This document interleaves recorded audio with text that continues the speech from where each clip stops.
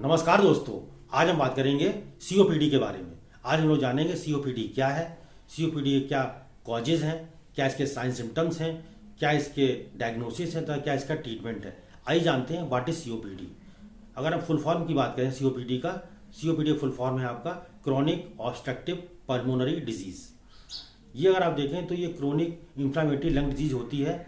इसमें हमारे जो लंग्स में इन्फ्लामेशन हो जाता है और हमारे जो एयर फ्लो होते हैं वो ब्लॉक हो जाते हैं। एयर फ्लो का मतलब यहाँ पर है जो हमारी श्वसन नलिकाएं होती हैं वो ब्लॉक हो जाती हैं और हमको सांस लेने में प्रॉब्लम होती है। अगर सीओपीडी की बात करें, सीओपीडी में दो डिजीज आपको काफ़ी देखने को मिलती हैं, या तो एम्फाइसीमा हो या फिर आपको क्रोनिक ब्रोंकाइटिस। कभी कभी किसी किसी केस में ये दोनों डिजीज आपको देखने को मिलती हैं। एम्फाइसीमा क्या होता है? एम्फाइसीमा अगर आप देखें तो इसमें हमारे जो एल्वियोलाई होते हैं वो डैमेज हो जाते हैं और इसमें हमारे एल्वियोलाई परमानेंट डायलेट हो जाते हैं, फैल जाते हैं।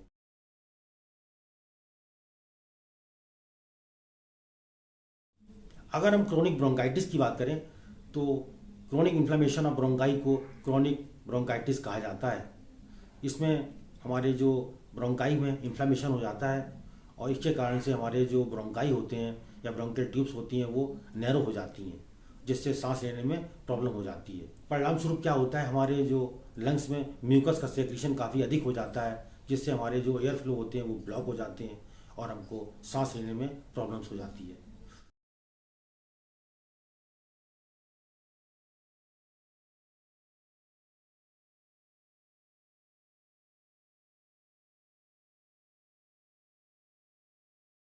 अब हम बात करते हैं causes of COPD.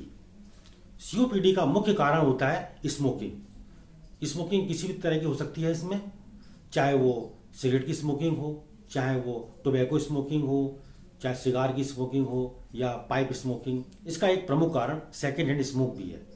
Second hand smoke में वो व्यक्ति आते हैं जो धूम्रपान तो नहीं करते हैं बट लोगों के उन संपर्क में रहते हैं जो धूम्रपान करते हैं। उस कंडीशन को सेकेंड हैंड स्मोक कहा जाता है। इसके कुछ अदर कॉजेज भी हैं, जैसे एयर पॉल्यूशन के द्वारा भी सीओपीडी हो सकता है, डस्ट के द्वारा भी सीओपीडी हो सकता है, या कोई व्यक्ति जो कपास का काम करता है या फिर कोयले का काम करता है या जो अनाज का काम करता है उसके डस्ट से भी जो है पेशेंट को सीओपीडी हो सकता है। सीओपीडी कभी कभी जेनेटिक कारणों से भी देखने को मिलती है, जैसे एक प्रोटीन डेफिशिएंसी होती है जिसे अल्फा-1 एंटीट्रिप्सिन कहा जाता है। जो लोग कोयले में खाना बनाते हैं, कोयला जलाते हैं, उसके धुएं से भी इनको सीओपीडी हो सकता है। सीओपीडी एडवांस एज में भी हो सकता है। यदि किसी पेशेंट की आयु 65 वर्ष से अधिक है तो उस व्यक्ति को सीओपीडी हो सकता है, क्योंकि हम लोग जानते हैं कि 65 ईयर्स के ऊपर हमारे लंग्स जो है काफ़ी वीक हो जाते हैं। यदि किसी पेशेंट को अस्थमा है, बचपन में हो गया था, उस कंडीशन में भी पेशेंट को सीओपीडी हो सकता है। ये एम्फाइसीमा और क्रोनिक ब्रोंकाइटिस भी इसके एक मुख्य कारण है। किसी किसी केस में धुएं के एक्सपोजर तथा केमिकल्स के एक्सपोजर के कारण भी सीओपीडी हो सकता है।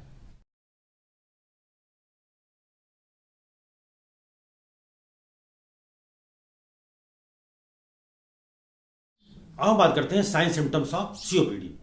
सीओपीडी के प्रमुख साइन सिम्टम्स निम्न हैं। पहला हमारा साइन सिम्टम है पेशेंट को चेस्ट में पेन होगा, पेशेंट को सांस लेने में प्रॉब्लम्स होगी, इसको डिस्निया के नाम से जानते हैं। पेशेंट को शॉर्टनेस ऑफ ब्रीथ हो सकता है, मतलब सांस छोटी हो जाएगी उसकी। पेशेंट का जो हार्ट रेट है वो काफ़ी बढ़ जाएगा, पेशेंट का जो रेस्पिरेटरी रेट है वो काफ़ी बढ़ जाएगा, पेशेंट को काफ़ी कमजोरी होगी, पेशेंट को काफ़ी थकान होगी, पेशेंट को फीवर भी रह सकता है, पेशेंट को भूख लगेगी नहीं, पेशेंट का वेट काफ़ी लॉस हो जाएगा, पेशेंट को एंजाइटी रहती है, टाइटनेस ऑफ चेस्ट, पेशेंट का मतलब जो चेस्ट होगा काफ़ी टाइट फील होगा, पेशेंट को काफ़ी खांसी आएगी मतलब, तथा उसमें खांसी के साथ बहुत ज़्यादा म्यूकस आ सकता है। कभी कभी विदाउट म्यूकस भी खांसी आ सकती है।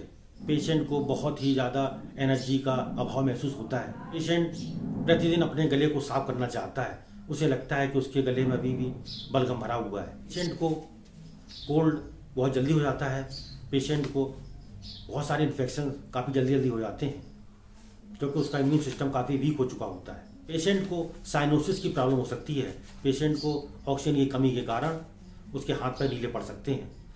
पेशेंट में एडिमा की शिकायत आपको देखने को मिलती है, उसके जो हाथ पैरों में स्वेलिंग आ जाती है। पेशेंट को स्वेटिंग काफ़ी मात्रा में होती है, पेशेंट को खांसते खांसते का चेहरा लाल हो जाता है।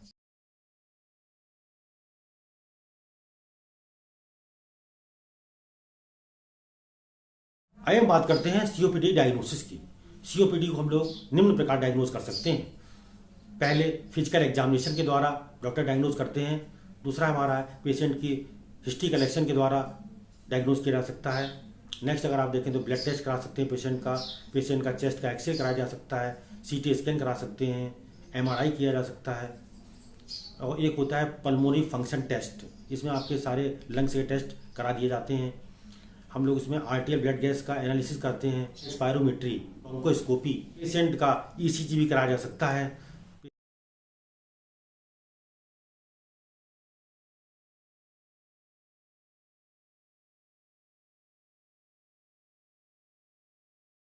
अब हम बात करते हैं सीओपीडी के ट्रीटमेंट की।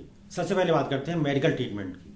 मेडिकल ट्रीटमेंट में अगर आप देखें तो पेशेंट को एंटीबायोटिक्स दी जा सकती हैं, पेशेंट को ब्रोंकोडायलेटर ड्रग्स दी जा सकती हैं, पेशेंट को आप एंटीवायरल ड्रग्स भी दे सकते हैं। और इसके साथ साथ पेशेंट को ऑक्सीजन थेरेपी आपको देनी पड़ेगी, क्योंकि पेशेंट को सांस लेने में काफ़ी प्रॉब्लम्स होती हैं। और सीओपीडी अगर आप देखें तो ये एक ऐसी डिजीज़ है जिसको कम्प्लीटली क्योर नहीं किया जा सकता। पेशेंट को कॉर्टिकोस्टेरॉइड्स दिए जा सकते हैं, जो पेशेंट को काफ़ी वीकनेस फील होती है। पेशेंट को एंटी इन्फ्लामेटरी ड्रग्स दी जा सकती हैं, पेशेंट को एनाल्जेसिक टैबलेट्स दी जा सकती हैं। अब बात करते हैं सर्जिकल ट्रीटमेंट की। सर्जिकल ट्रीटमेंट में अगर आप देखें तो पेशेंट को हम लोग जो है सेगमेंटेक्टोमी की जाती है। इसमें हम लोग जो लंग्स के कुछ पार्ट को काट कर निकाल देते हैं, इसको सेगमेंटेक्टोमी कहा जाता है। नेक्स्ट अगर आप देखें तो लोबेक्टोमी, इसमें हम लोग लंग्स के जो लोब्स में जो प्रॉब्लम होती है उसको काट कर रिमूव कर दिया जाता है। एक होता है आपका न्यूमेक्टोमी, इसमें हम लोग कंप्लीट लंग को ट्रांसप्लांट कर देते हैं। एक इसमें सर्जिकल ट्रीटमेंट और भी है जिसको बुलेक्टोमी कहा जाता है। बुलेक्टोमी में क्या होता है, हम लोग जो है जो बुल्ली होते हैं, जो एयर स्पेसिस होते हैं, उनको काट कर रिमूव कर दिया जाता है। तो ये था हमारा इसका सर्जिकल ट्रीटमेंट। आइए हम बात करते हैं सपोर्टिव ट्रीटमेंट की। सपोर्टिव ट्रीटमेंट अगर आप देखें तो पेशेंट को स्मोकिंग और अल्कोहल बिल्कुल स्टॉप कर देना चाहिए। नेक्स्ट अगर आप देखें तो पेशेंट को अपना लाइफस्टाइल चेंज करना चाहिए, पेशेंट को रेगुलर एक्सरसाइज करे, पेशेंट पल्मोनरी एक्सरसाइज भी कर सकता है। पेशेंट को ऑयली और स्पाइसी चीज़ें बिल्कुल बंद कर देनी चाहिए। पेशेंट को अपना वेट का मैनेजमेंट भी करना चाहिए। अगर आपको हमारा वीडियो अच्छा लगता है तो आप हमारे वीडियो को लाइक कर सकते हैं, हमारे वीडियो को शेयर कर सकते हैं तथा हमारे चैनल को सब्सक्राइब कर सकते हैं। Thank you.